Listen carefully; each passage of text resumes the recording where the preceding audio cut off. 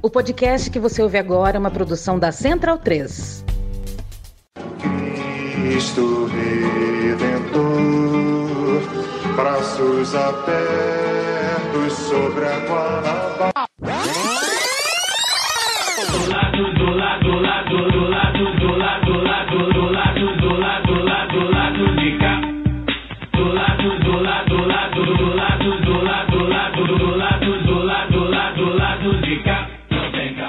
Boa noite, espectadores e espectadoras do lado B e, claro, bom momento aos ouvintes da Central 3. Hoje é quinta-feira, dia 17 de agosto de 2023. Eu sou o Caio Belandi, ao vivaço, direto do Saúl Estúdio. Estúdio cheio, eu gosto quando o estúdio tá cheio.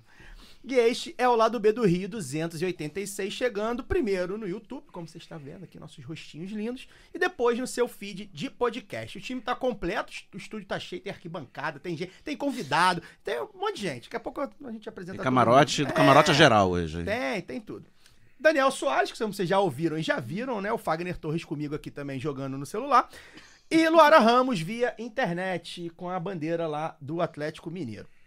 Hoje eu tô bem vestido, tá, gente? Tô tentando mostrar. Aí, aqui o Rodrigão é fera, aqui, ó. Tô bem vestido, com camisa crítica, a brusinha linda aí da Camisa Crítica, nossa parceira. Aí você acessa lá camisacritica.com, tem o cupom lá do B que dá desconto.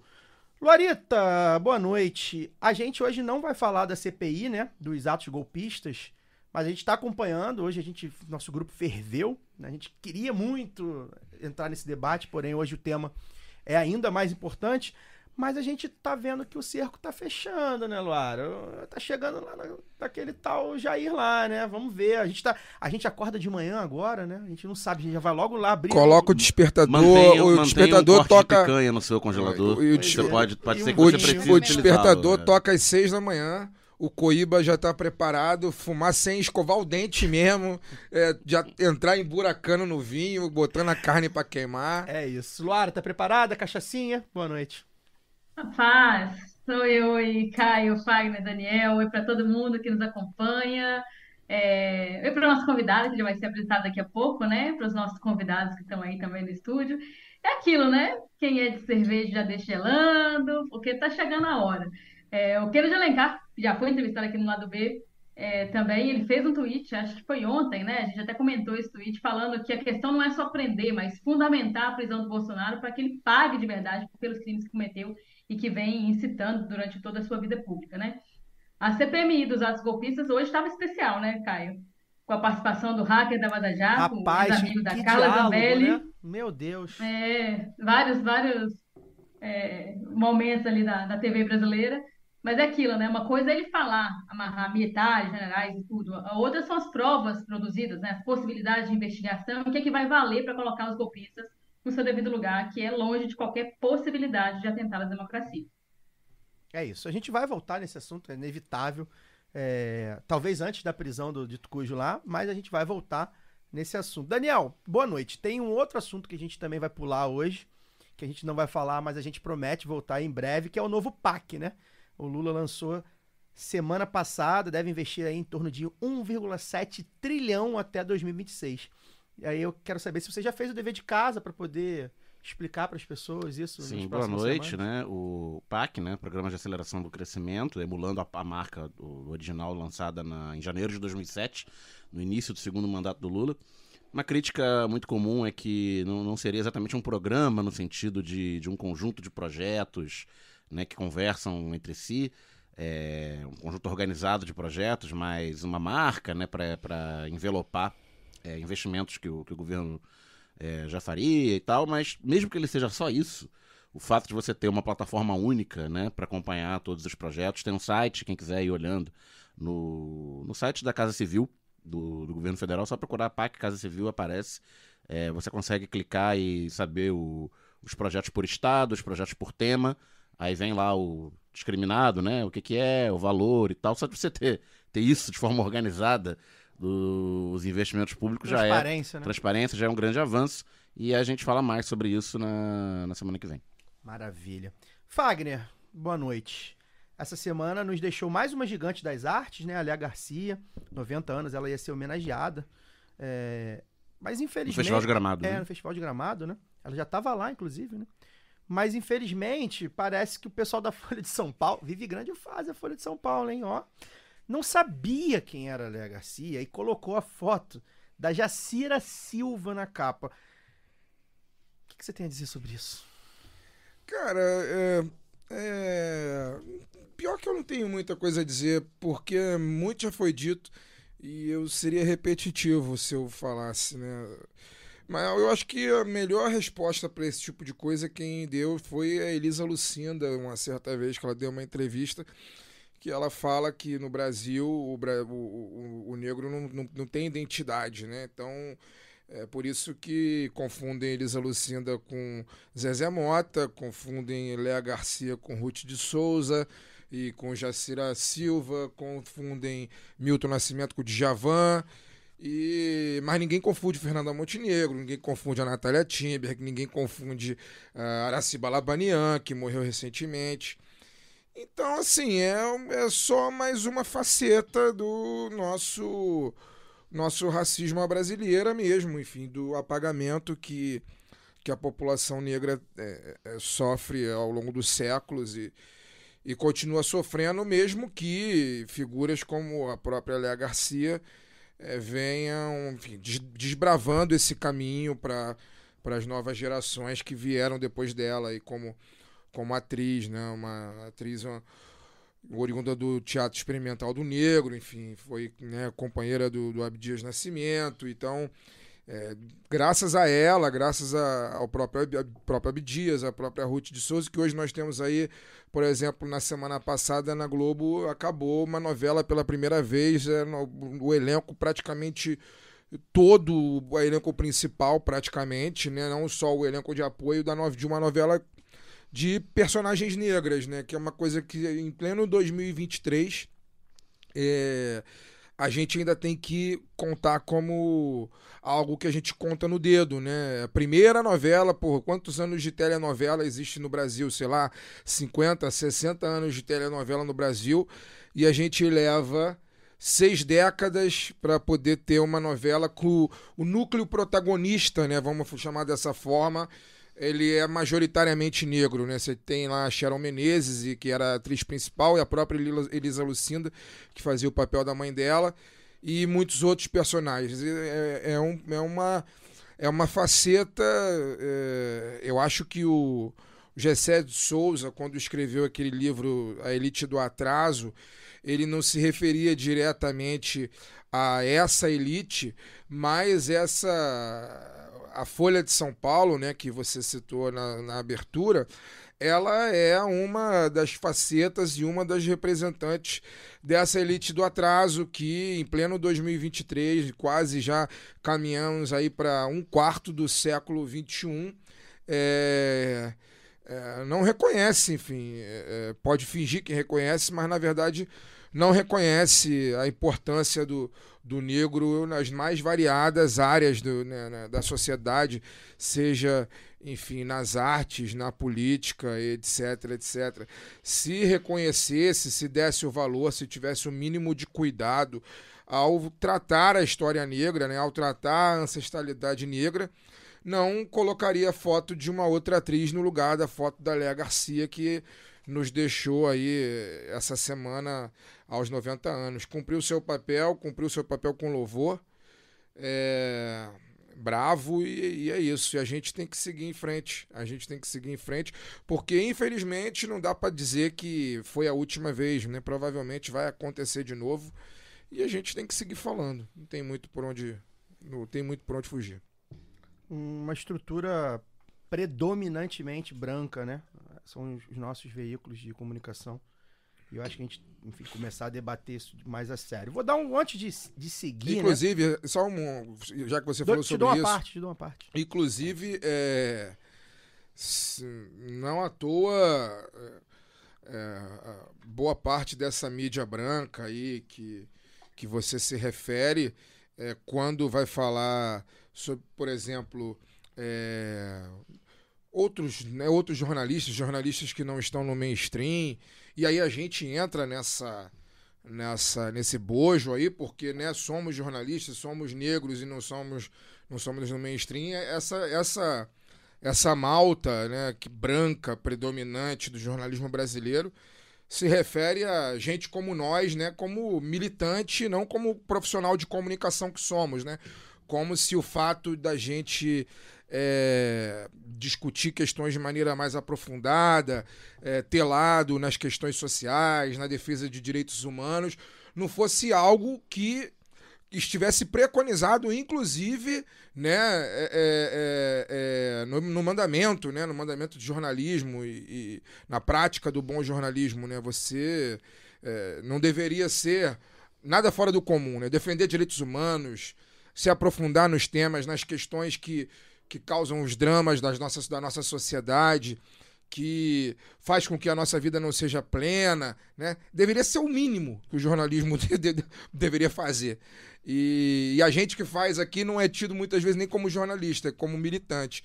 E a gente sabe que o racismo também é um elemento que faz com que a gente não seja visto, né? Da mesma forma que as grandes redações são vistas, né? Repletas de seus sobrenomes italianos e né? Suas peles brancas e os seus as suas viagens ao exterior. Esqueci o nome, o nome que se dá quando a gente viaja para o exterior para estudar. Como é que é mesmo o nome? Intercâmbio. Os seus intercâmbios e etc, etc. Isso. Sobrenome italiano, às vezes não quer dizer nada, não. Não, mas muitas vezes quer. No seu caso, não, mas muitas vezes quer. Pior que tem. Um dia eu vou comentar isso aqui. Tem a ver. No meu caso, inclusive no meu caso, embora não seja um privilégio, mas é um pequeno privilégio. Um dia a gente conversa sobre o Belandi. Antes de a gente tocar aqui o programa, apresentar a nossa convidada, eu vou dar uma boa noite aqui geral. A gente tá no YouTube, né? A gente tá desacostumado com o YouTube. Então, assim, é isso. Like, galera. Compartilha nas redes sociais, manda lá nos grupos de WhatsApp. Deixa o like, comenta, né? A gente tá sempre tentando ler, principalmente quando você diz da onde é, né? Por exemplo, aqui o João Paulo tá direto de Santa Amaro, na Bahia. O Sérgio Castelblanco tá da Colômbia acompanhando a gente, né? Flávia Muniz, meu amor, boa noite. Guilherme Gomes, Vitor Menezes, João Ivo mandando um alô aqui. Pra nossa Larissa, a gente toca aqui o lado B ao vivo, apresentando a Larissa Franco, né? Seguindo a parceria que a gente tá tendo aí com o Normando Rodrigues, advogado. A Larissa atua no direito das famílias e é mestranda em direito constitucional pela UF, além de militante feminista e pesquisadora do direito à cidade sob o olhar de gênero e dos movimentos sociais urbanos. Bem-vinda, Larissa. Obrigado por ter aceitado o nosso convite. Hoje é o papo, né? A gente vai falar sobre a Lei 11.340, de 2006, que é a Lei Maria da Penha, sancionada em agosto, né? No mês de agosto lá de 2006, pelo presidente Lula. São 46 artigos distribuídos em 7 títulos que cria mecanismos para prevenir e coibir a violência doméstica e familiar contra a mulher, obedecendo à Constituição Federal, claro, e os tratados internacionais ratificados pelo Estado brasileiro. E antes de mais nada, Larissa, a gente estava conversando, né, sobre o que a gente ia falar. Você levantou um ponto que eu achei muito curioso. Eu falei, vamos começar sobre isso. Maria da Penha, né? É uma pessoa que existe, uma mulher, né? E que às vezes as pessoas não sabem a história dela, né? E aí a gente conversando sobre... É interessante falar quem é essa mulher, né? Então eu queria já perguntar para você logo de cara, né? Como é que, enfim, pra gente conhecer, pro nosso público conhecer, uma mulher que dá nome, né, a essa lei que é tão importante, tornou-se o marco, né, da luta pelos direitos das mulheres. Quem é a Maria da Penha Maia Fernandes? Como é a trajetória dela, né? O que aconteceu com ela para ela chegar a esse tamanho, né, de dar nome a uma lei? Bem-vinda, obrigado.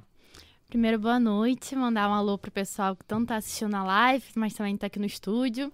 É a primeira vez que tá participando de podcast e de live, então tô um pouco nervosa. Bom que já mata os dois de uma vez só. Pois é, me acostumando com o formato, já foi apresentada, e aí já vou direto ao assunto, né? E quando eu falo isso é porque a Lei Maria da Penha, ela é uma lei que se tornou bem conhecida, né? Apesar de não se conhecer muito as informações sobre ela, então se sabe que existe uma lei que protege as mulheres, e é isso. Só que as leis, né, quando elas têm esses nomes, geralmente elas têm os casos emblemáticos. E é o caso da Maria da Penha. Ela é uma farmacêutica cearense, nascida em 45, ainda está viva, tem 78 anos. E a trajetória dela começa, né, assim, quando enfim, ela faz faculdade e tudo mais, mas ela faz mestrado na USP, e aí ela conhece o Marco Antônio, que foi o agressor dela, né? Que, enfim, ela se conheceu no mestrado, ele era colombiano, e aí no início aquela relação, muito amor, muito que a gente conhece muito, quando a gente fala de violência contra a mulher, é a fase da lua de mel, que é o ciclo da violência. E aí depois que ela terminou o mestrado, eles voltam pro Ceará, pra Fortaleza, mais fisicamente, e aí ele muda essa personalidade. Eles já tiveram filhos lá, e ele começa a ser mais agressivo, começa a exercer violência patrimonial, que é uma violência prevista na lei, que é muito conhecida, então... Então ele começa, assim, a querer controlar um pouco mais sobre como que ela vai gerenciar o dinheiro dela e a vida dela no aspecto para além de agressão física. E aí tudo acontece quando, né, tudo chega ao estopim, quando ela está dormindo e ela leva um tiro dele. E aí ela perde o movimento das pernas, né, até hoje também não recuperou, enfim. E depois disso ela vai para o hospital e quando ela volta, 15 dias de recuperação, ele tenta eletrocutar ela durante o banho. E aí é uma outra tentativa de homicídio. E aí ela vai às autoridades para falar sobre isso, né, para denunciar em 83. E aí começa o inquérito policial para investigar. A versão dele é que foi um assalto e tudo mais, né, na primeira agressão, né, no tiro. Que não é a primeira agressão exatamente porque já existia várias violências, várias explosões, mas é muito emblemático. A primeira tentativa de homicídio. Exatamente, primeira tentativa de homicídio. E aí ele fala, não, era assalto e tudo mais, estava só defendendo, aconteceu. Mas a perícia e tanto o inquérito policial quanto a perícia judicial que acontece depois fala que essa versão não aconteceu, que não é índice, que realmente ele tinha a arma do crime, que foi espingarda encontrada na casa dele. E aí ele é denunciado pelo Ministério Público em 84. Então, né, alguns meses de inquérito, denúncia. Porém, só tem uma sentença em 91, quando vai pro Tribunal do Júri. E aí tem a sentença, e aí depois tem alguns recursos, que eu não vou entrar em detalhes, que também, enfim, né, muitas coisas. Mas que tá tudo no relatório, inclusive, que aí a parte que aí realmente... O caso extrapola o Brasil, assim, ele vai para a Comissão Interamericana de Direitos Humanos, da OEA. E por quê? Porque de 83, quando ela faz a denúncia, até 91, não tinha... Ela estava sem movimento das pernas, super dependente, tendo que usar medicamentos, com a vida dela para sempre eternizada com essa tragédia, e o Estado brasileiro lavando as mãos. E aí, em 91, a mesma coisa, tem os recursos, ela... precisando de ajuda, nenhum suporte financeiro foi oferecido, como era comum para as vítimas de violência. E aí, em 98, a partir de entidades em defesa de direitos humanos e direitos das mulheres e da Maria da Penha, é peticionado para a Comissão Interamericana denunciando o Brasil por essa omissão. E aí, em 98, começa a fase internacional desse caso. Então, de 83 a 98, nenhuma resposta. Ele foi... 15 anos. Sim. Ele chegou a ser condenado, tá? Mas aí tem os recursos Sim. e tudo mais. Depois ele também respondeu liberdade por um tempo. E, enfim, porque sempre a defesa dele sempre conseguia falar alguma coisa. E como o Estado brasileiro também não dava ênfase àquilo, não se tinha muito também o foco. É porque eu falo do Estado brasileiro como responsável. Porque quando chega lá na comissão, o Estado é oficiado umas 4 vezes, se eu não me engano, para responder sobre isso, para falar porque não prestaram apoio. E aí o relatório é muito bom, acho que se tiver como botar na descrição depois. Assim, é completo, narra tudo, narra todas as fases, inclusive desmente várias coisas sobre o processo, fala todas as provas que foram feitas durante todos esses anos. E aí fala, né, em 98 tenta mais uma vez oficiar, aí vem os anos 2000 e sai a recomendação para o Brasil tomar medidas. E aí começa a outra fase. E aí a Maria da Penha, ela... 94 ela lança o livro, né, que eu acho que é Eu Sobrevivi, se eu não me engano, mas é uma coisa nesse sentido. E aí ela vira, para além da pessoa que tá ali denunciando, ela também vira uma ativista pelo direito das mulheres. Porque a história dela não é uma história isolada, é uma história que chega ao extremo. E aí é muito triste ter que chegar a um extremo. E isso, assim, da violência, a gente conhece mais os casos extremos, que é o que sai na mídia, mas o dia a dia é cheio de casos, cheio de pequenas violências, de grandes violências que a gente nunca fica sabendo. E enfim, sai a condenação, O Brasil já era signatário da Convenção de Belém e outras convenções de direitos humanos e de proteção às mulheres. Então, na verdade, ele já tinha responsabilidade. E aí, eu não lembro se é da década de 80, 90, mas ele já era signatário. Já existia a delegacia, as DEANs.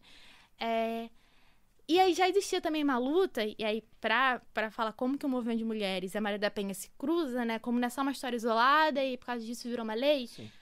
O movimento de mulheres, na década de 80, já existia uma luta, assim, pra que não fosse processado como ameaça, nem como lesão corporal, porque era no juizado especial criminal, né? Que é o juizado de pequena causa da versão criminal. E aí já existia essa luta pra se identificar, pra não ser, por exemplo, vocês devem ter ouvido falar, a violência contra a mulher aí é cesta básica pra quando o cara é violento. Isso é uma coisa muito antiga. Essa mulher sair de casa era abandono de lar, não podia sair de casa. Enfim, várias questões já eram ali. E aí, quando esse caso ganha muita proporção e leva pra Corte Internacional, é realmente a junção do que já vinha sendo mobilizado. E não só as entidades, né, mas os movimentos apoiaram muito a Maria da Penha. Felizmente, ela teve apoio familiar, que é algo que falta a muitas vítimas de violência. Então, ela teve toda possibilidade, apoio jurídico e tudo mais. Enfim, levar isso de não Talvez desistir. o que tenha deixado ela viva, inclusive. Pois é, porque... E aí, no relatório, é algo muito interessante, porque fazendo dever de casa, pesquisando dados, no relatório, eles citam que o Brasil tem um histórico grande de violência contra a mulher, e aí ou era tratado com desdém, né? Então, briga de marido e mulher, coisa privada, pessoal, não é aqui que se resolve, não tem... E aí, só 2% virava uma condenação. E aí, em 2017, o relatório, enfim, de muitos anos atrás, não lembro exatamente o ano, mas 2017, ou seja, 11 anos mais ou menos depois da lei, era de 5% o final da condenação.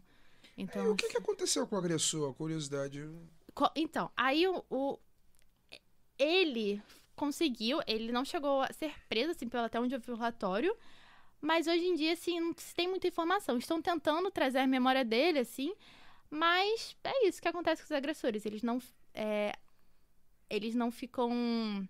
Eles vão seguindo a vida deles, assim. Não se tem assim, muito... Ele não cumpriu pena.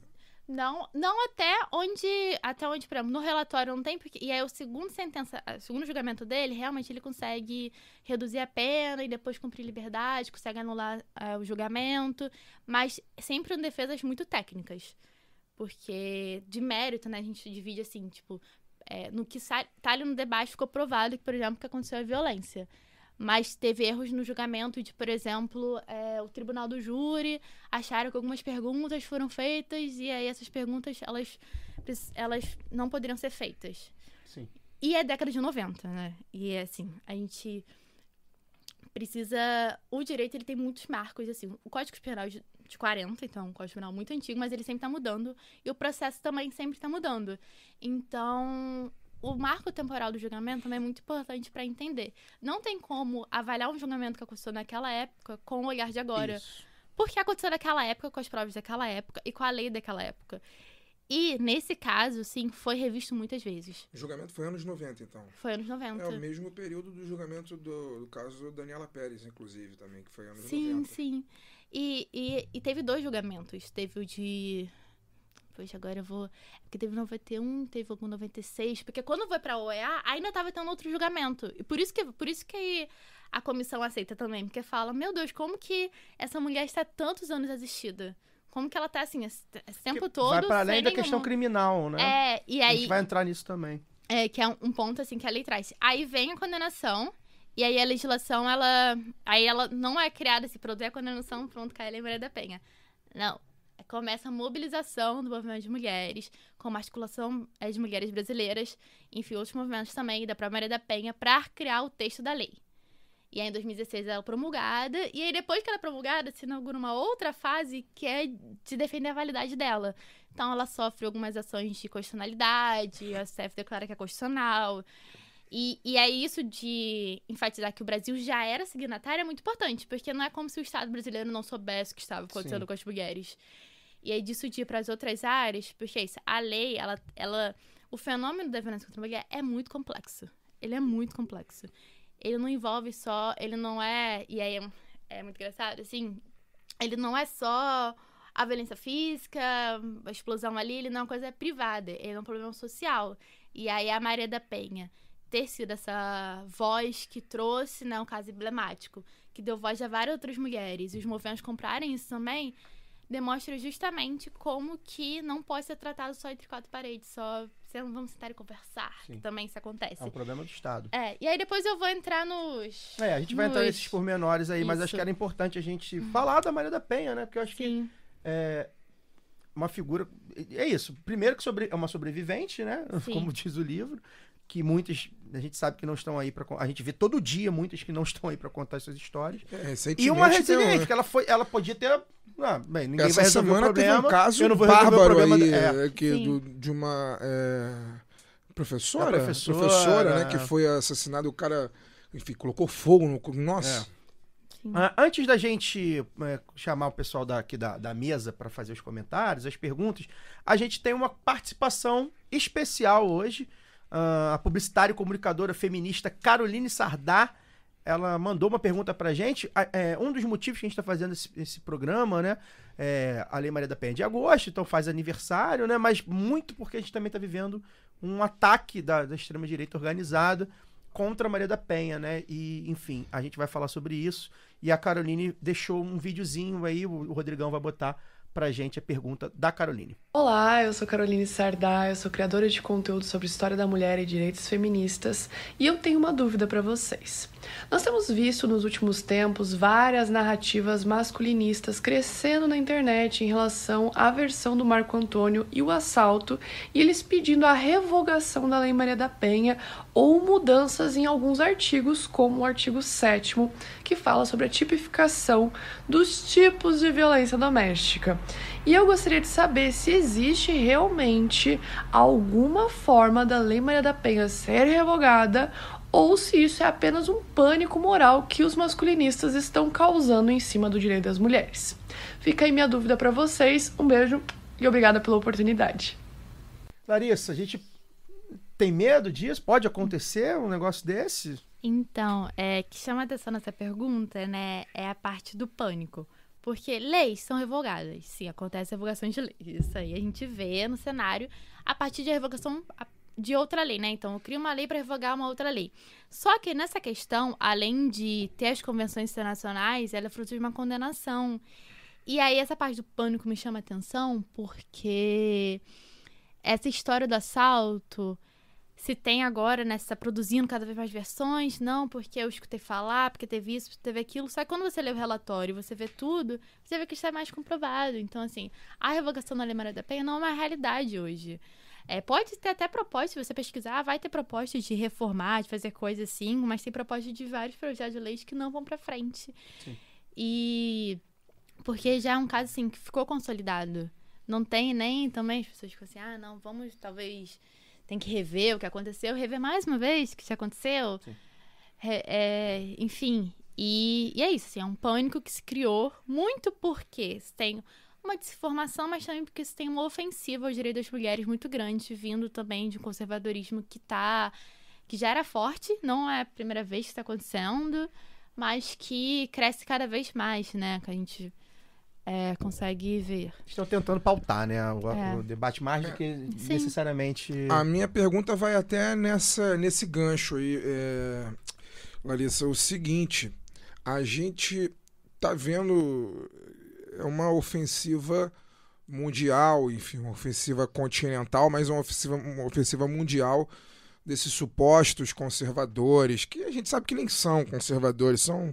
Enfim, muitos são oportunistas, meros oportunistas mesmo, e que aproveitam para surfar nessa onda, buscando revogar direitos.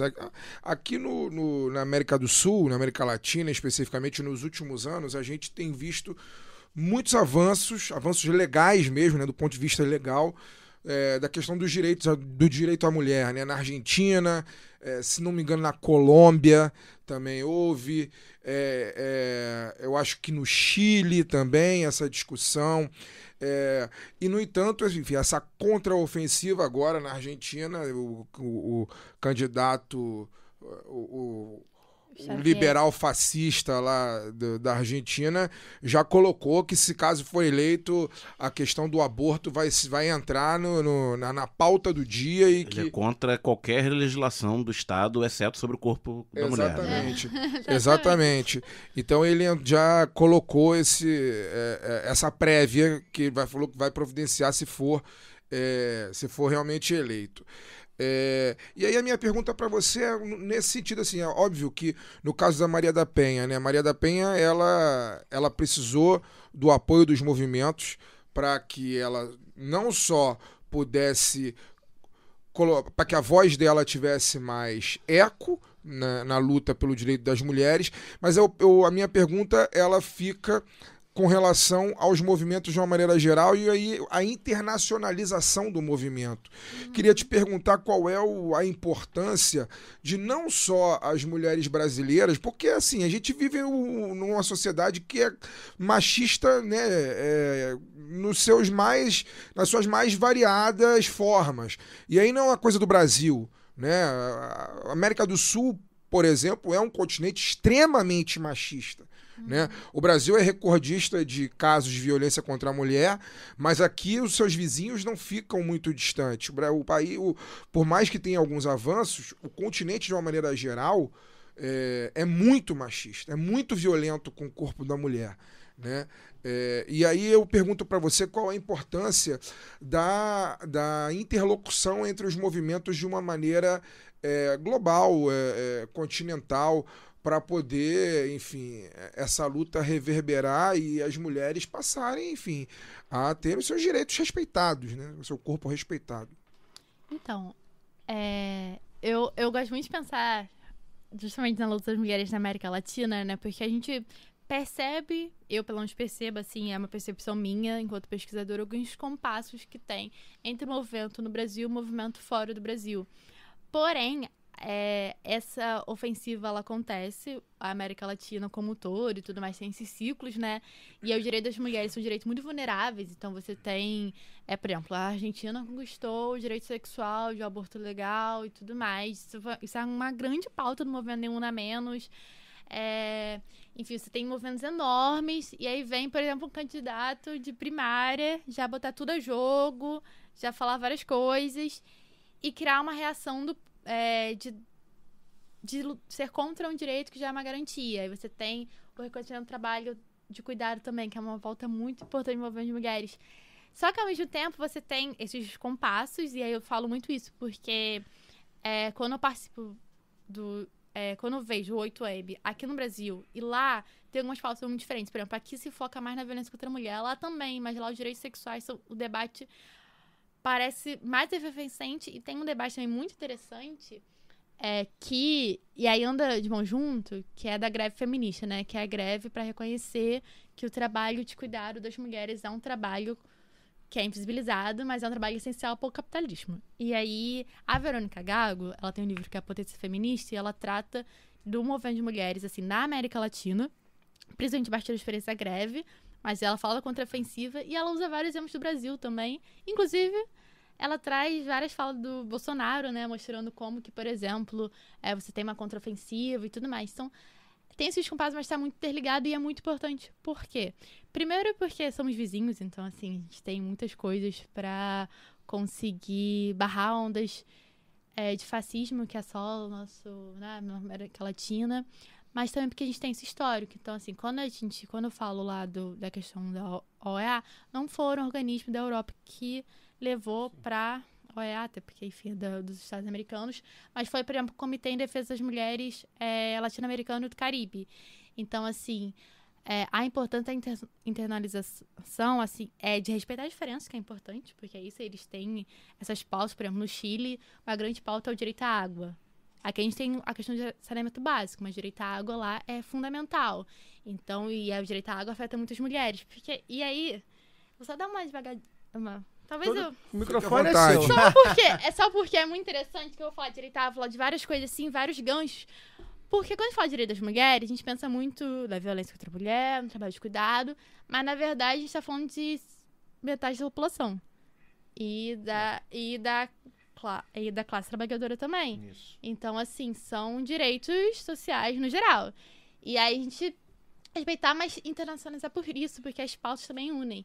Então, Uniuna Menos, a gente tem, quando viralizou aquele, eu acho que é do Chile, que o Estado era o agressor, aquela música, veio do Chile, veio pra cá, a gente traduziu, e aí canta junto. Recentemente teve o Encontro de Mulheres Latino-Americanas em Brasília, que foi um encontro menor e tudo mais, assim, não saiu tão divulgado na mídia, foi grande, mas não foi tão divulgado na mídia. E aí mulheres de vários países se reúnem e aí debatem essas experiências e a gente fala, caramba, nem era tão diferente quando a gente achava que seria, ou é muito parecido.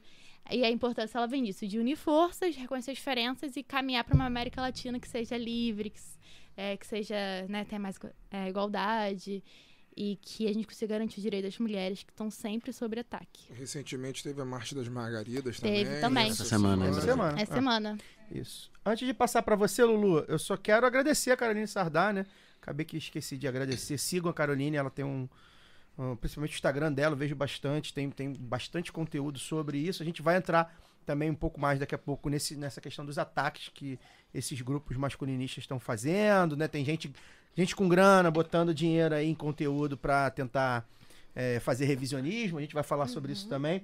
E também queria mandar aqui um alô, né, pro pessoal que tá comentando aqui, bastante gente comentando, principalmente a fala da Larissa e da Caroline, né? O Leandro e o Gustavo Novaes, né? Como sempre, botando dinheiro aqui na gente no Superchat. Eu não sei nem como é que a gente vai resgatar esse Superchat. Eu tava lembrando aqui que mudou um monte de coisa. Mas tá bom, obrigado, Gustavão. Você, como sempre, ganhou no jogo do bicho? Ah, não, o Fluminense tá classificado. Ele tá feliz da vida que o Fluminense tá botando dinheiro na gente. Então tá certo.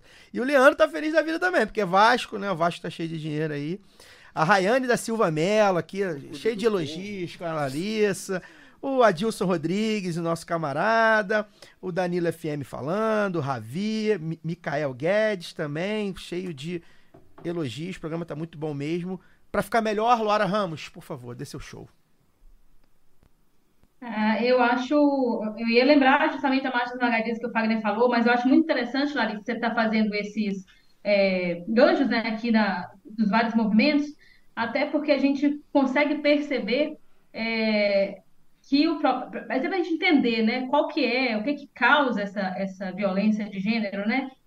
Nós estamos falando de um ataque à autonomia das mulheres, nós estamos falando de uma violência que ela não nasce, como as pessoas costumam usar, né, o senso comum costuma acreditar, de uma monstruosidade desses parceiros, desses familiares que são agressores.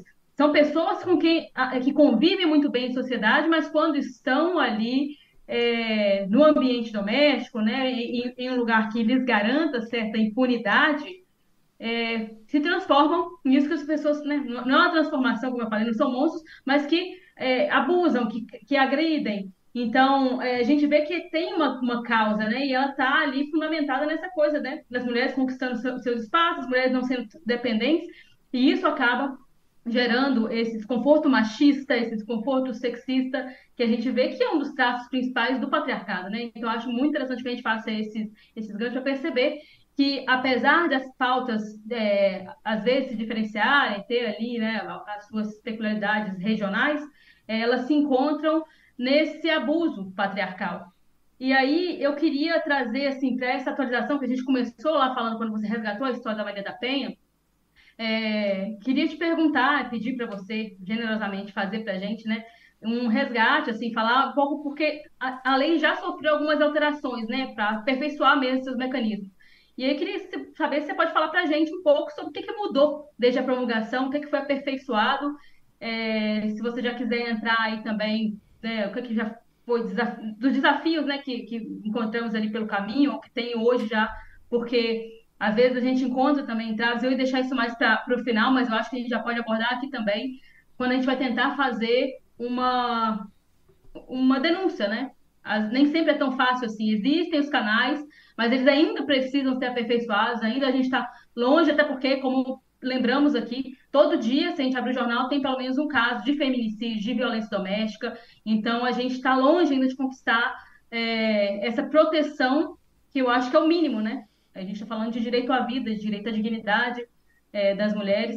Então, fazer assim, esse apanhado, se você quiser já começar a falar também desses desafios, para a gente realmente tirar a lei do papel, né? É um desafio diário para todas as leis, mas essa não fica atrás. Sobre as alterações, eu acho que a mais que eu lembro, mais marcante, assim, recente, eu não sei necessariamente foi na lei ou se foi no Código Penal, e eu não lembro as alterações uma por uma, assim, porque vão acontecendo, mas foi de inclusão da violência psicológica, na penalização da violência psicológica. E aí eu já vou falar sobre os desafios e aspectos da lei, porque a Lei Maria da Penha era uma lei que visa, sim, punir os agressores, só que ela não é necessariamente uma lei punitiva. Ela não é... e aí é bom que a gente já coloca também que não está acontecendo encarceramento em massa por causa da Lei Maria da Penha. Acontece por outros motivos, que a gente sabe quais, mas Lei Maria da Penha está fora disso. Esse é um problema que o Brasil não tem. Não? Imagina. E aí, a questão da lei, é isso, né? Ela tem alterações, mas a violência psicológica é muito interessante, porque quando eu falo assim, a Lei Maria da Penha, ela trouxe uma outra visão, e aí, já pra falar também de como que ela muda, ela trouxe uma outra visão. Ela tirou a mulher do lugar só de vítima e da ideia de que é uma relação privada, então a gente vai processar no juizado ali, mas não vai dar muita importância, e botou foco que é um problema social. Então a legislação, ela possibilitou a ampliação de políticas públicas. Já existiam alguns conselhos antes, delegacias antes, mas ela possibilitou, por exemplo, que tenha mais centros especializados de atendimento à mulher. Ela entendeu que a violência não é só física, e aí é psicológica, aí teve alteração recente, né, para reconhecer enquanto um crime também. E a violência psicológica é muito interessante porque ela é a mais comum, enfim, talvez seja mais comum, porque é uma violência que não deixa marcas. E aí tem a patrimonial, a sexual e a moral também, que também é bem comum. E aí ela traz esse aspecto de expandir o que é violência, de entender como um fenômeno complexo. E aí você falou, né, que é do abuso patriarcal. Porque é isso, é complexo entender a violência de gênero, porque a gente precisa resgatar a história do patriarcado, da origem da opressão da mulher, que remonta, assim, muito tempo atrás. Mas é isso, né, de como os homens, eles são tanto criados, mas também o patriarcado se forma a partir da dominação. E aí a mulher é explorada, então também ela não é vista como sujeito, então também posso violentar, eu posso descontar nela, eu posso, ou simplesmente não a vejo como um ser humano. E é incentivado pela mídia, isso é fomentado, assim, em músicas, em novelas, e a normalizar, a gente vai levando nossa vida, gerações, e agora a gente tem um aumento do debate que ainda, assim, é um aumento do debate, a gente, tem a lei, mas é um ciclo muito pequeno ainda que entende por que existe a lei, que é um tópico importante, por que isso acontece e por que as mulheres não saem da situação, que é um outro aspecto da lei. O ciclo da violência, né, ela é uma teoria que existe antes da lei, antes da legislação, e ela é muito característica no caso da própria Maria da Penha, mas em outros casos, porque se pergunta muito, por que as mulheres não saem dessa violência? Já tem uma lei, se elas podem só de chegar na delegacia e denunciar. Primeiro porque não é só chegar na delegacia. Não sei quem aqui já acompanhou uma mulher vítima de violência e denunciar. Assim, se ela conseguir denunciar grandes coisas, porque tem uns policiais que nem querem escutar a história, ou já fica questionando, assim, já questiona, a pessoa tá super nervosa, querendo ali, super sensível. Na delegacia da mulher também, a situação não é diferente, geralmente tem muitos homens, ou às vezes tem mulheres, mas que não são preparadas para lidar com a acessibilidade que as mulheres têm. E aí, perdi um pouco o fio da minha, desculpa. E aí tem também a mulher, ela tem a dependência, geralmente, uma dependência emocional, financeira, tem filhos, e aí entra outros aspectos, né? Porque, por exemplo, eu tô aqui falando da Lei Maria da Penha, mas eu trabalho direito da família. E aí, uma das experiências, né? Eu tenho uma grande colega que trabalhou no Centro Especializado de Atendimento à Mulher há muitos anos, e a gente sempre debateu muito como a primeira demanda não é, quero que meu agressor seja preso. Quero que ele seja preso, que ele pague. Geralmente é meu filho. E a minha relação com ele, como que a gente vai fazer e tudo mais. Então, é um debate que... Não, só aproveitar o gancho, que a minha pergunta era nesse sentido. Que mecanismos que existem na lei ou em políticas públicas para poder passar por essa questão da dependência financeira, material, que muitas vezes acontece, né? A pessoa precisa sair de casa para não conviver com o agressor, mas ao mesmo tempo depende financeiramente dele, muitas vezes. E se existem mecanismos para diminuir esse problema.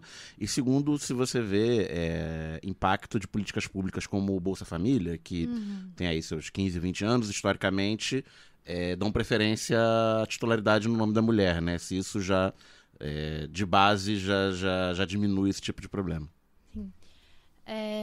E aí, só pra comentar a questão dos desafios, né? Que é isso, assim, você tem esses aspectos da lei, a lei ela inaugura nova forma de violência, ela prevê a medida protetiva de urgência específica para isso, que é outra parte também do pânico moral criado, as pessoas não entendem para que serve medida protetiva, e depois a gente pode até falar um pouco sobre isso, porque tem inclusive advogados divulgando fake news sobre isso, é uma situação horrível, mas a gente tem todos esses desafios e todo esse... É como se ela inaugurasse, assim, já existisse, mas ela oficializasse e inaugurasse uma nova forma de ver a violência contra a mulher institucionalizada.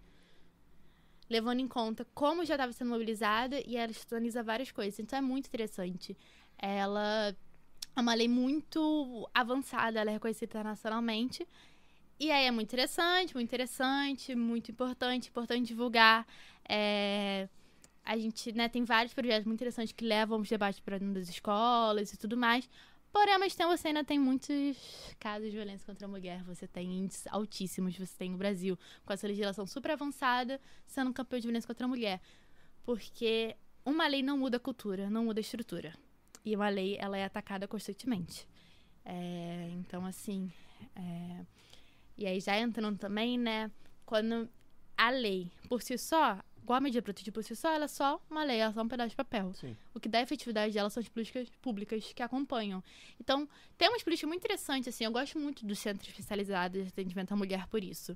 Que pode ser centro de referência e tudo mais, porque eles dão auxílio psicológico, social e jurídico. Então, são 3 eixos fundamentais. Então, a mulher, ela, em situação de violência, ela precisa de um acompanhamento psicológico, ela precisa de uma assistência social estando com ela. Para ela saber os benefícios que ela tem entre Bolsa Família, alguns municípios prevêem um auxílio específico e, às vezes, prevê também programas habitacionais específicos. Isso acontece em alguns lugares. Existem alguns lugares que têm patrulhas de polícia civil especializada para elas, né? Também para mulheres que estão nessa demanda. Mas todos esses programas são muito sucateados e assim, depois do governo Bolsonaro... Pra variar. Teve um desmonte, começou com o Temer, mas sim, foi ladeira abaixo o desmonte que teve. Assim, a gente teve Damares como ministra, né? Sim. Então isso já indica muito como que foi o desmonte. Mas foi ladeira abaixo, e aí tem alguns bons esforços. E aí, como, por exemplo, é uma coisa que é muito difícil na violência contra a mulher, mulheres não conseguem se perceber em situação de violência. Então você tem alguns lugares que tem projetos de renda. E aí esse projeto está ligado ao órgão de defesa dos direitos das mulheres do município. E aí lá na experiência já indica a situação e já começa a conversar.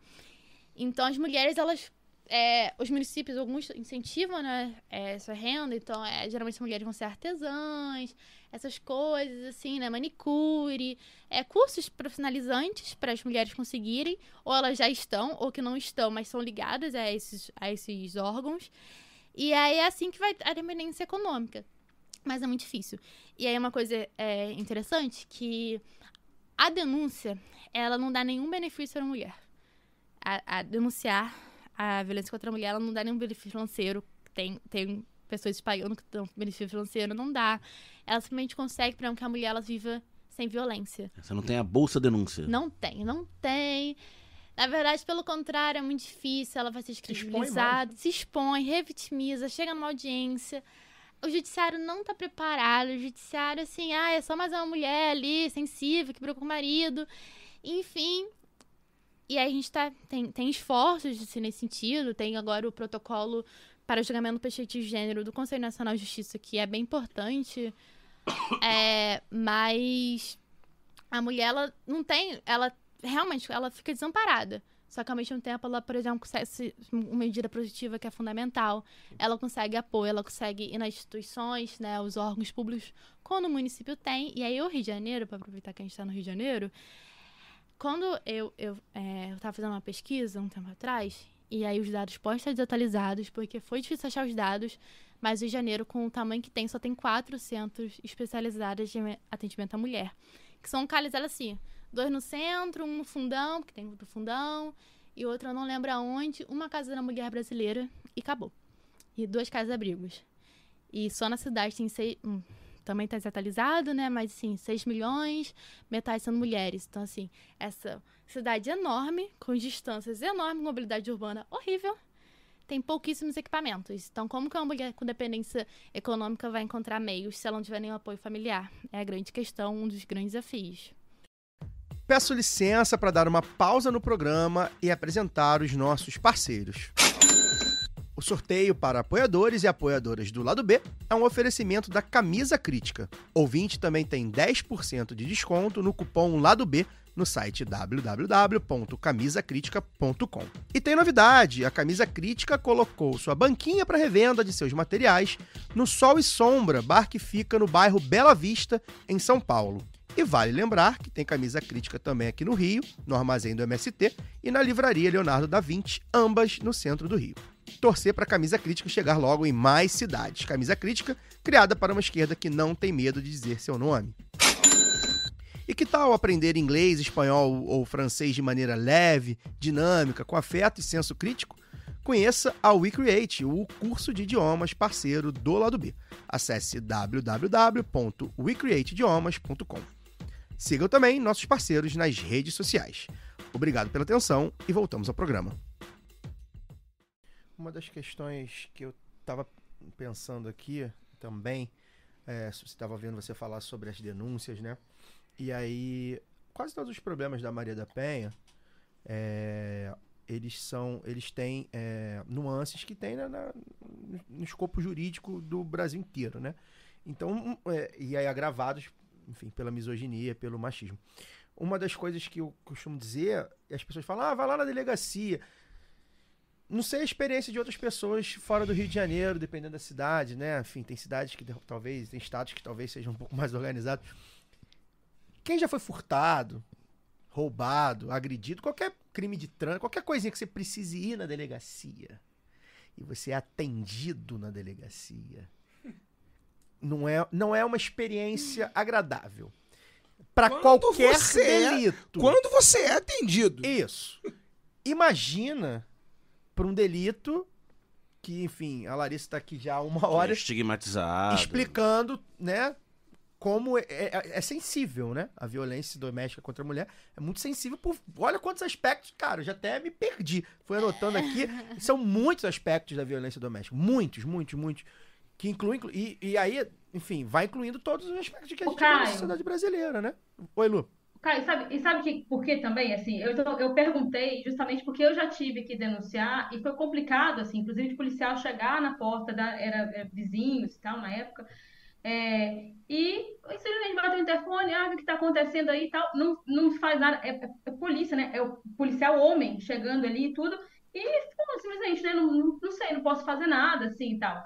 Eu falei, gente, não é possível, existe, tá ali, a gente, né, eu preciso ter condição de saber se a pessoa também tá bem, então, e porque a gente falou da estigmatização, né, eu acho que existe um pacto também, sabe, dessa masculinidade, assim como se fala do pacto da branquitude, tem um pacto também dos caras, que é sempre aquela coisa assim mas alguma coisa ela deve ter feito. Sim. Até porque eles também, geralmente, são agressores, de alguma forma. Porque a gente fala das agressões aqui, o limite, né, que a gente pensa ali do absurdo, a coisa toda, é a agressão física. Mas Larissa falou das várias formas de agressão, e existem formas muito sutis, inclusive desse enlouquecimento, dessa violência psicológica, alguma coisa ela fez, mas não se pensa o contrário. O que eu fiz para deixar essa mulher nesse estado, sabe? Então, o que se usa muito também, né, Larissa, nas defesas, é que, eu estava me defendendo. No caso da Maria da Penha, ele alegou que houve um assalto também, uma forma de defesa. Mas hoje os caras falam diretamente, estavam me defendendo dela, porque é uma louca, porque ela me agrediu primeiro. E então, essa estigmatização é que ela se materializa ali nesse pacto, né? De agressores que estão ou em potencial, ou então já são agressores que ainda não foram descobertos. E por isso acobertam esses outros, né? Eles falam, não, mas também, né? Eles acreditam, alguma coisa deve ter feito. E às vezes, inclusive, verbalizam isso para a vítima. Essa revitimização, né, das vítimas de violência doméstica, ela é uma coisa constante e que machuca o entorno também, porque violenta a família inteira. Nós estamos falando assim, a gente trata muito também, né, Larissa, das companheiras, né, das mulheres dentro de relacionamentos, mas a Lei Maria da Penha abarca toda a família, né, inclusive filhas e filhos, né, crianças, que são atingidos por essa violência, que é estrutural, né, que é sistêmica, e que finalmente tem um dispositivo na lei para poder tratar disso, porque antes era completamente velado, completamente escondido no ambiente doméstico. Tem um ponto que eu quero tratar com você, Larissa, que aí retomando a pergunta da Caroline, que é a questão desses grupos chamados masculinistas, né? Esses dias eu tava... Ai, que podcast que eu ouvi sobre? Putz, não vou lembrar. Tô ouvindo tanto podcast que tô me perdendo. O último é o Xandão, aí, o podcast do Alexandre da Revista P. É muito bom. Ouça. Cachorro do Supremo. O Xandão. Muito bom. Mas eu tenho ouvido tanta coisa que eu não vou lembrar. Caraca, eu vou tentar lembrar. Foi lá do B Notícias? Foi lá do B Notícias. A gente fez uma aqui também. Foi lá do B... Isso, pô, olha aí. Cara, lamentável, hein? Pô, é muita coisa. Lamentável, hein? Eu achei que fosse piada. O cara ouviu o podcast que ele faz e não lembra. Não, mas lamentável. significa que eu ouço, pelo menos, né? Exato. A Évila tá aqui. A Évila daqui a pouco vai dar um oi aqui. A Évila, da sua voz. A Évila me ajudou a lembrar. É tanto podcast que eu ouço, gente. Porque é isso, foi o lado B do Rio mesmo, né? Com a Bruna.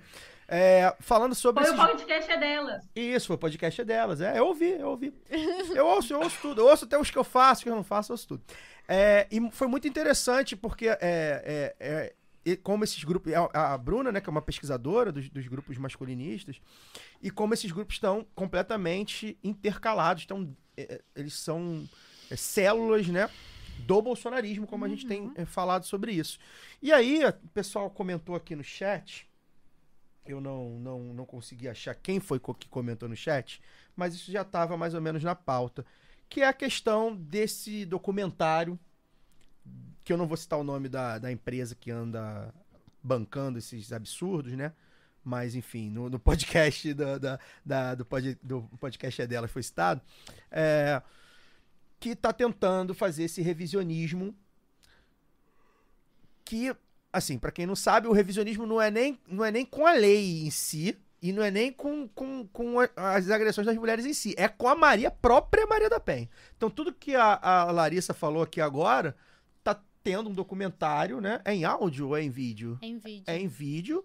Daqui a pouco vai aparecer pra vocês. Não posso falar o nome pra não dar. É difícil. Engajamento. Enfim, porque o algoritmo é cruel. Mas é isso, né?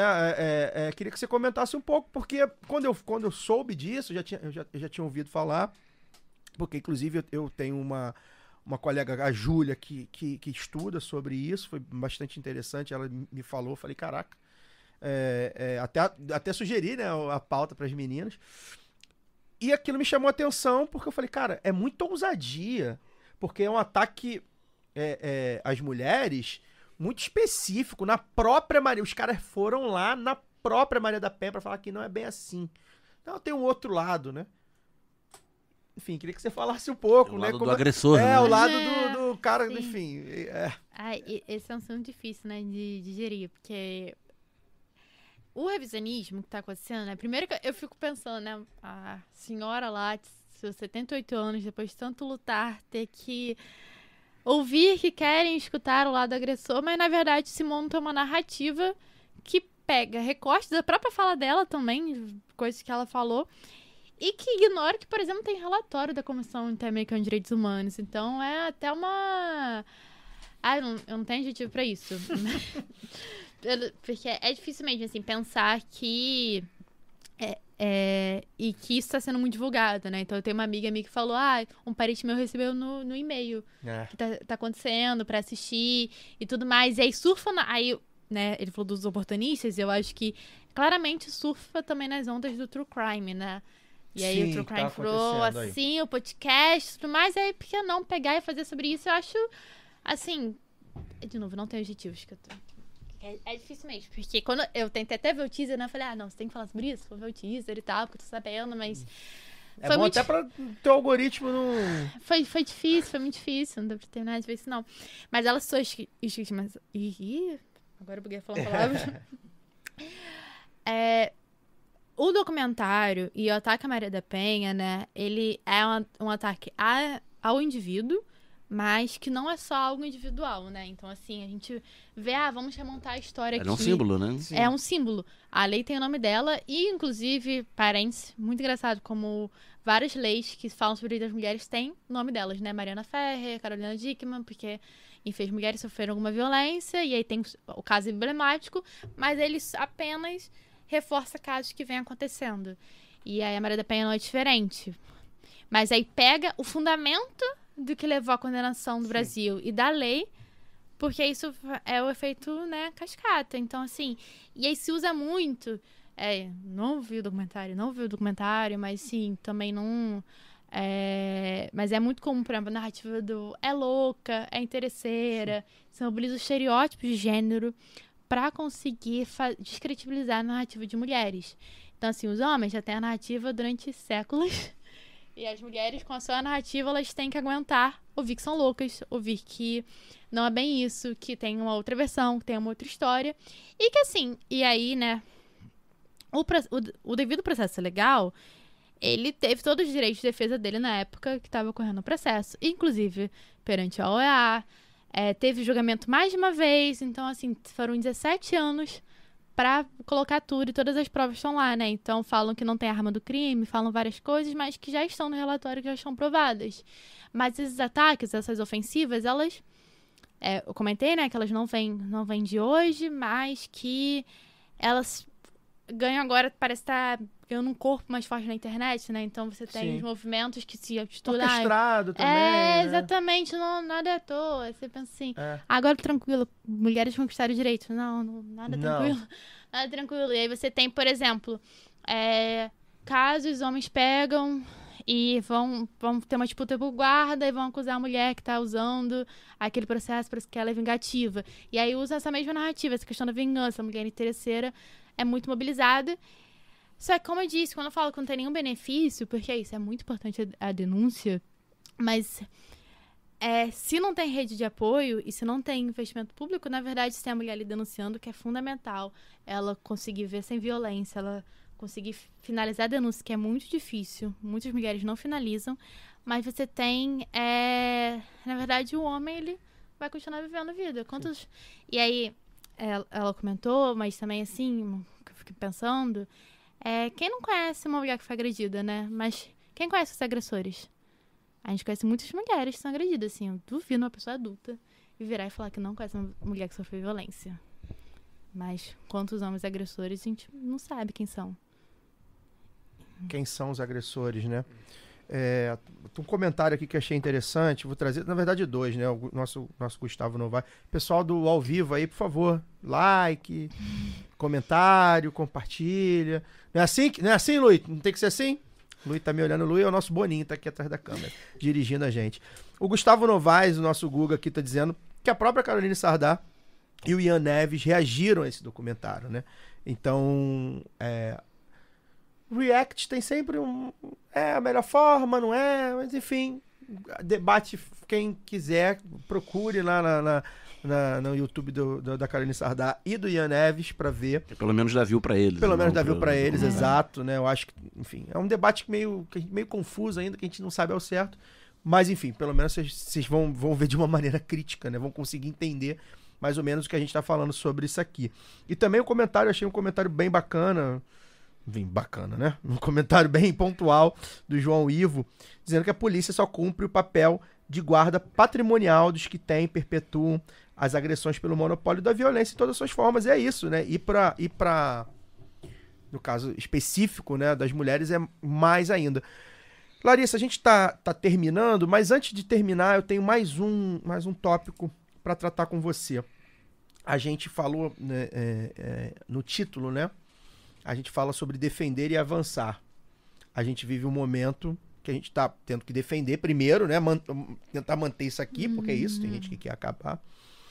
Mas eu queria saber de você já comentou mais ou menos, mas eu queria, pra gente arredondar, o que a gente pode ter. A gente vive no governo Lula, né? Embora a gente saiba o Congresso que a gente tem atualmente, embora a gente saiba que o Supremo Tribunal Federal às vezes legisla em boa causa, mas nem sempre é assim, né? Já tá errado em legislar, né? Mas enfim, esse é outro papo. Queria saber nesse contexto, né? Assim, a gente passou pelo governo Bolsonaro, pelo governo Temer. O bolsonarismo tá aí, a gente tem visto, cara, tá aí, né, Fagner? A gente olha os nossos vizinhos, cara, tá muito aí. É preocupante. Mas o governo já não tá mais com a caneta. Meus vizinhos não. Meus vizinhos já deu o tratamento de choque necessário. Rapaz, a gente às vezes comenta, caraca, esses caras ainda estão aí. Outro dia no ônibus ouvi cada barbaridade. Mas aí a gente muda um pouco o eixo do debate, porque a gente passa a ter um ministério muito forte, né? A gente passa a ter o próprio governo defendendo essas pautas de alguma forma. A gente sabe que há as limitações por causa do Congresso, e aí a negociação de andar certas pautas é complicada, né? A gente sabe como é a nossa democracia liberal. Mas queria saber o que a gente pode fazer e qual é o horizonte que a gente tem de avanço. A gente sabe que a lei não se esgota em si, ela tem que estar sempre melhorando, e principalmente dentro da lei, principalmente no debate, né, que eu acho que é o mais importante, porque como é uma lei muito famosa, né, o nome dela é muito famoso, as pessoas podem não conhecer, mas ela é uma lei que está nas pessoas, está no imaginário das pessoas. Sim. Ela acaba ajudando a pautar o debate. A gente sabe que tem a onda conservadora, ela vem para acabar com esse debate, né? A gente cresce, eles vêm, e a gente volta a debater isso. Então, qual é o horizonte que a gente tem agora para fazer esse debate, para tentar avançar, para defender o que a gente já tem, para tentar avançar? E o que, né? O que você vislumbra aí que a gente pode avançar de fato na Lei Maria da Penha, e claro, no escopo todo do direito das mulheres, da contra a violência doméstica e tudo mais. Eu tava aqui pensando, né? Nossa, esse papo tá muito triste, né? Falando muito de violência. Eu preciso falar um pouco das coisas que o movimento faz e da luta das mulheres. Então, assim, essa pergunta veio muito embora, porque é isso. Assim. A gente encerra lá em cima. A gente começa aqui, encerrar com esperança. É como eu respondi assim, é possível a revogação da Lei Maria da Penha? Hoje, com o movimento que a gente tem, porque é isso, a gente tem a ofensiva, mas, na verdade, a gente faz uma ofensiva contra a ausência de direitos, eles fazem a contra-ofensiva sobre a gente crescer, e a gente revida, e os movimentos de mulheres revidam. Então, assim, movimentos sociais e tudo mais. Então, se hoje a gente tem um cenário que pode cobrar mais, e aí eu acho que um aspecto muito importante é investimento nesses órgãos, então, porque aqui no Rio de Janeiro a gente tem um cenário muito bom, né? A gente não tá tão bom assim em termos de governo e tudo mais. Mas seria essencial de, por exemplo, ter mais Casa da Mulher Brasileira, que foi uma coisa que começou, enfim, né? Tem poucos, começou no governo anterior e não é algo ainda perfeito, mas que é uma política nacional. Então, quando a gente fala em termos nacionais, é o que está ali no escopo.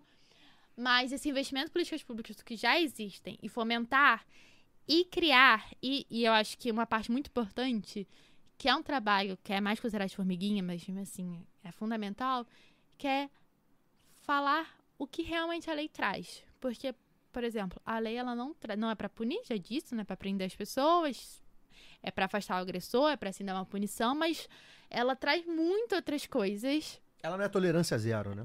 Exatamente. Inclusive, por exemplo, ela traz grupos, tem alguns lugares, tem grupo reflexivo para homens, que cria porque foi uma violência que não foi daquela, né, assim. Então, grande, aí esses homens, eles vão, em vez de responderem, eles respondem nesse grupo reflexivo. Então, eles têm que se reunir com o psicólogo e fazem terapia, e é isso. E tem esses lugares, assim, que se criam. É isso, é um trabalho, inclusive, sinérgico, né? Sim, porque, sim. Enfim, é um assunto que tem que ser debatido desde a base, não tem jeito, assim. Não é uma política, não é a política voltada para os direitos das mulheres, não é uma política isolada, é uma política que tem que ter sinergia com todas as outras políticas do país, assim. Então, tem que estar relacionado com a educação, tem que estar relacionado com a saúde, tem que estar relacionado com tudo. Com absolutamente tudo. Então, a criança na escola, a criança pequena, tem que aprender, enfim, tem que ouvir, tem que dialogar, tem que conversar sobre isso, né? No caso da saúde, né? Os hospitais têm que estar preparados para receberem as mulheres. Enfim, não é política isolada. Como a Larissa disse, as mulheres são metade da população. Exatamente, Então, a política para a mulher passa pelas políticas para a população. A gente costuma falar de minorias, né? A minoria de 50%, um pouco mais de 50%, Ou o diga-se a termo estatística. que eu aprendi a usar, né? A maioria minorizada, né? Porque é isso, né? Não, mas é isso, assim, é pensar no nível de política social de investimento e quando a gente fala de educação, nossa, tem muita experiência. Eu particularmente tenho uma experiência, né, de um projeto lá de onde eu fiz graduação, né, que foi na UF Macaé, e a gente ia nas escolas de ensino fundamental 2, e a gente falava sobre a Lei Maria da Penha. E aí surgia vários questionamentos, tipo, cadê a Lei João da Penha e tal, e a gente explicava. E os adolescentes super entendiam no final, e no final relatavam violências também, né. Isso é algo muito importante falar, a violência contra a mulher. Ela é algo... A Lei Maria da Penha, ela não é só sobre relações amorosas, relações heteronormativas, ela abrange relações homoafetivas, mas também ela fala sobre isso, violência, o tio, o primo, todo mundo tá ali na convivência doméstica, isso é uma coisa muito importante, as pessoas desconhecem, mas ela é pautada numa violência de gênero, ela tem um aspecto de gênero muito marcado. E aí, na educação, a gente vê um trabalho de, por exemplo, a escola começa a debater, porque é isso, a gente ia na escola, a escola começava a debater, e aí depois, o órgão da cidade começou a ver um aumento de mulheres procurando órgão, porque mais mulheres conheceram. Sim. Então, eu tive uma experiência ali, né, do interior do Rio, mas que demonstra, por exemplo, que a educação, esse debate na educação básica é fundamental. E aí, porque a gente trabalha em duas coisas, a gente fala da lei, da questão da delegacia, esse é o trabalho de combate. O trabalho antes disso é prevenção. E aí, quando a gente fala da violência contra a mulher, tem uma rede. Então, por exemplo, envolve a ML também, porque a mulher faz corpo de delito, mas ela chega lá e já tá sensibilizada, tem que fazer um corpo de delito. Sim. E aí o cara não sabe nem lidar com aquilo. Envolve o hospital, envolve a escola, envolve o CRAS do bairro. Envolve tudo. E aí esse desafio, eu acho que tiver essa política integrada também é muito importante. De não achar que são órgãos isolados. A rede ela é algo bem integrado. E o outro desafio que a gente tem aí, no caso nós, somos, né, em alguma medida formador de opinião, que eu acho que a gente tem que ter, é ajudar a visibilizar, né, lideranças femininas, enfim, do nosso campo que debatam esse tipo de assunto. Então a gente tem um papel assim de estar sempre em contato, de estar sempre entrevistando, estar sempre trazendo voz. Então poder, né, deputadas, formar novas lideranças, eleger novas lideranças. A gente já tem aí algumas, como Thalíria Petroni, a gente tem aí a Natália, que é do Rio Grande do Norte, que nós entrevistamos aqui, Bonavides, eu estava tentando lembrar o nome dela, minha memória está cada vez pior. Tem a Maria do Rosário, enfim, tem várias outras aí que estão na luta. A gente tem que... A gente falar também, né? A gente aprende muito, toda semana a gente aprende aqui com a nossa camaradinha Luara Ramos, e com a Évila também, que tá me olhando ali. A gente aprende muito com as nossas colaboradoras, né, do lado B. A gente também tem que falar, né? A gente, enquanto homem, a gente tem que falar sobre esse assunto de alguma forma com os outros homens, ouvir as mulheres e conversar com elas sobre isso também, né, Luara? Porque, pra não ficar só, uma mulher falando, a gente aqui, né? Tá bom. Sim. Obrigado, Larissa, valeu, tchau. Então, a gente vai ter que pegar... geralmente, né, Caio? Oi? Muitos companheiros até usam dessa coisa da distorção da ideia de lugar de fala para achar que isso é papo de mulher. E, na verdade, como a Larissa traz, nós estamos falando de metade da população, na verdade, parte de um todo. É um problema que é de todo mundo, porque ele afeta todo mundo, claro, né? Um homem agressor, ele também tem a sua vida distorcida pela agressão. A gente, claro, não dá para poder equiparar, né? Quem sofre a violência, né? É direto, mas é uma violência que ela acaba com a sociedade por inteiro e com a agressão em certa medida também. E me incomoda muito que, às vezes, até dentro... entre amigos e companheiras e companheiros, eu vejo falando assim, quando a gente vê casos terríveis, porque os casos de violência doméstica geralmente são muito cruéis, são muito covardes mesmo, as pessoas falam assim, falando simplesmente, né, como a Larissa lembrou aqui tomara que apodreça na prisão, ou então falar, um cara desse tem que morrer. E, gente, isso é o discurso do bandido bom e bandido morto. Isso não nos interessa, porque isso, na verdade, vai ferir a sociedade que a gente quer construir e de acreditar que é possível recuperar essas pessoas, porque elas, em alguma medida, essa violência aconteceu até chegar à agressão, a gente precisa entender de onde ela vem. Quando a gente vê esse revisionismo que nós citamos aqui, né, de grupos masculinistas, é porque eles reivindicam um lugar que foi prometido do direito de oprimir outras pessoas, do direito de oprimir mulheres, do direito de oprimir negros e negros, do direito de oprimir crianças.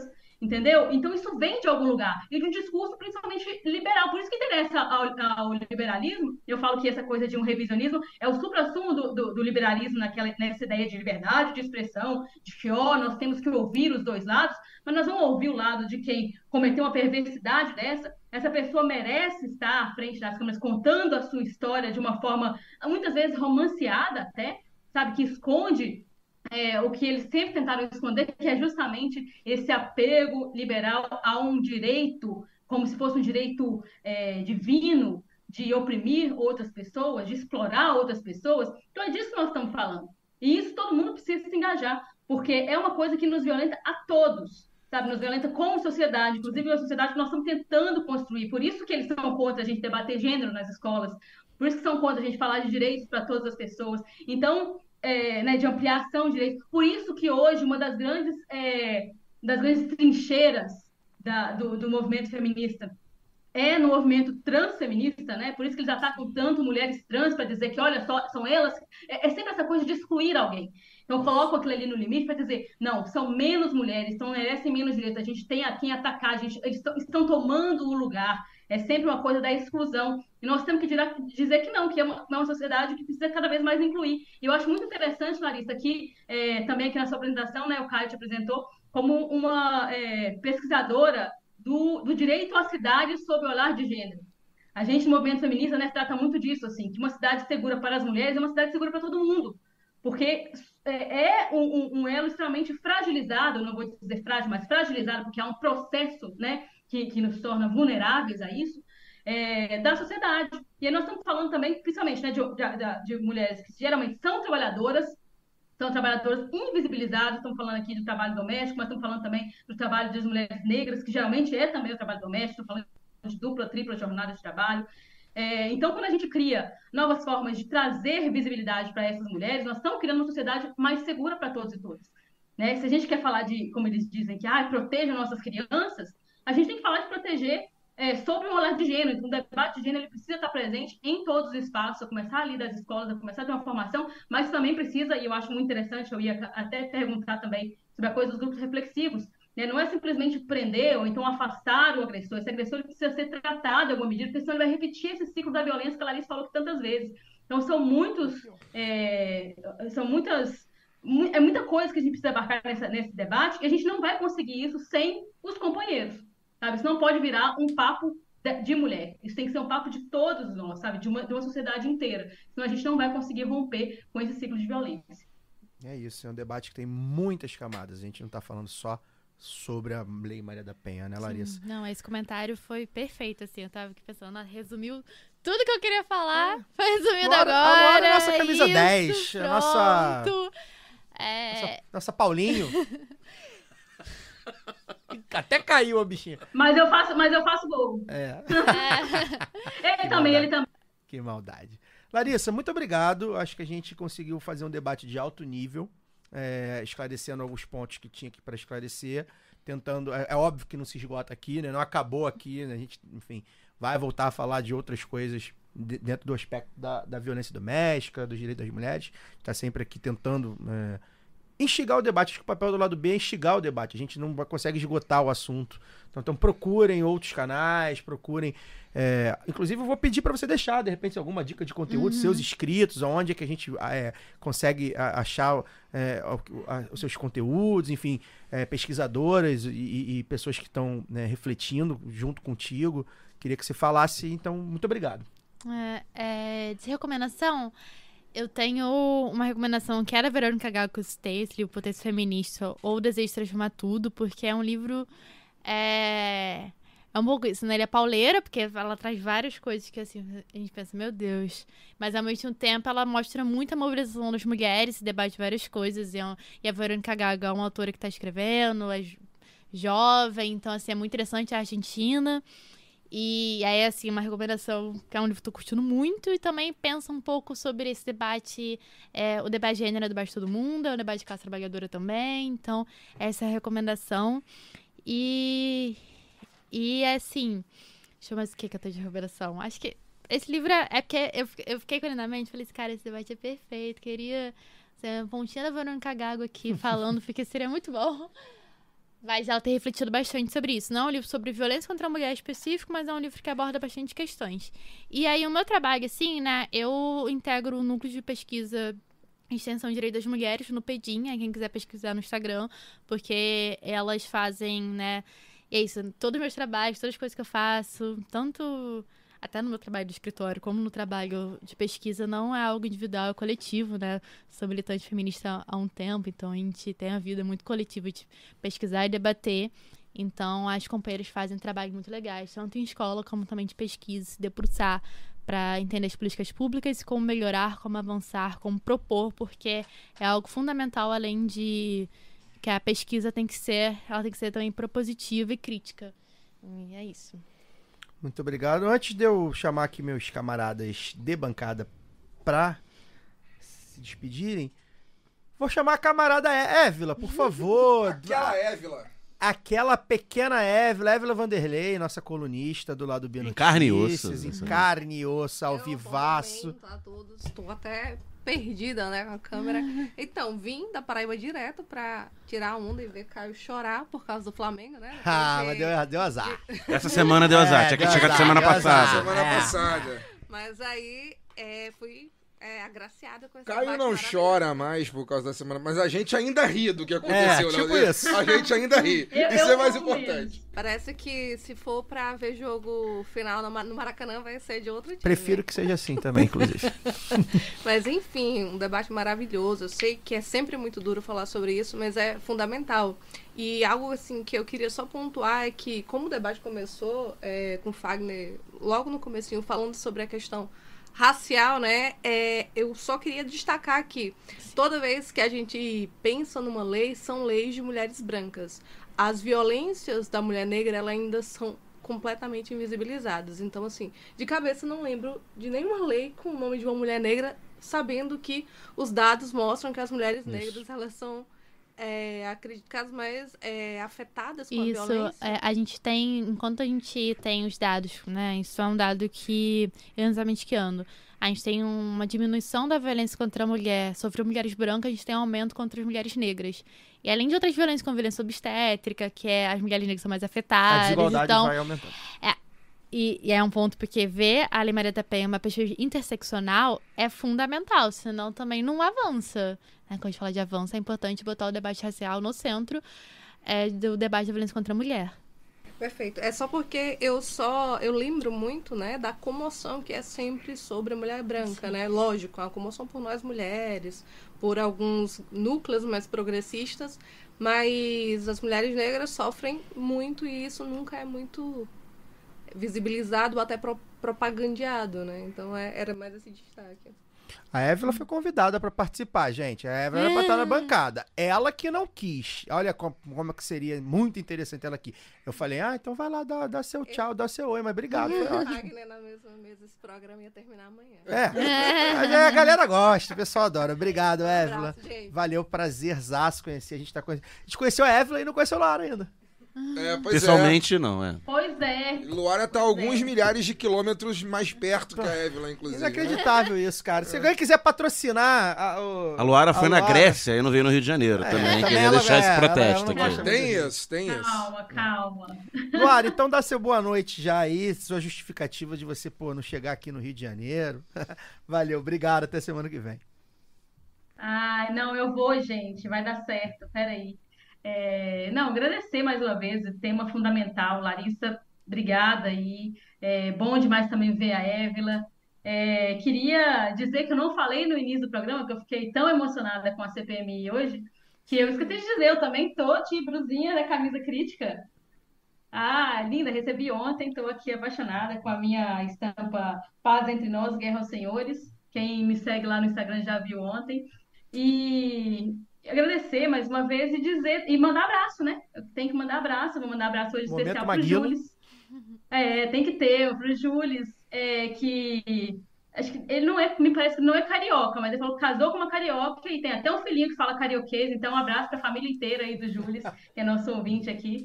E agradecer a todo mundo que tá até agora também acompanhando a gente. Boa noite pra vocês.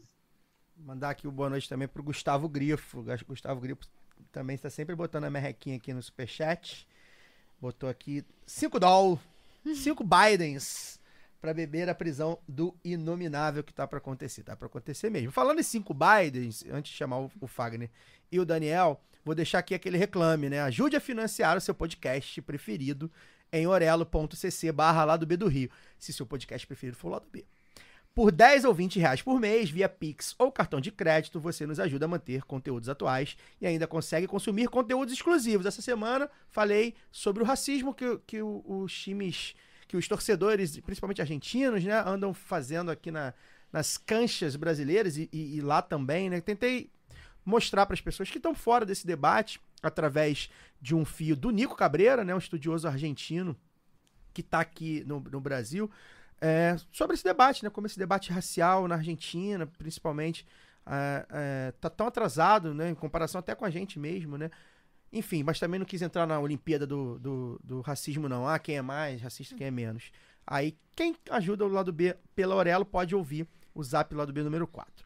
Você tem uma merreca que quer nos ajudar, repito, vai lá, orelo.cc/Lado B do Rio e seja apoiador ou apoiadora. E se você tá meio quebrado, você pode baixar o app da Orelo e ouvir gratuitamente o Lado B e outros podcasts que quiser e ainda remunera a gente. Testa a Orelo aí, eu só uso Orelo.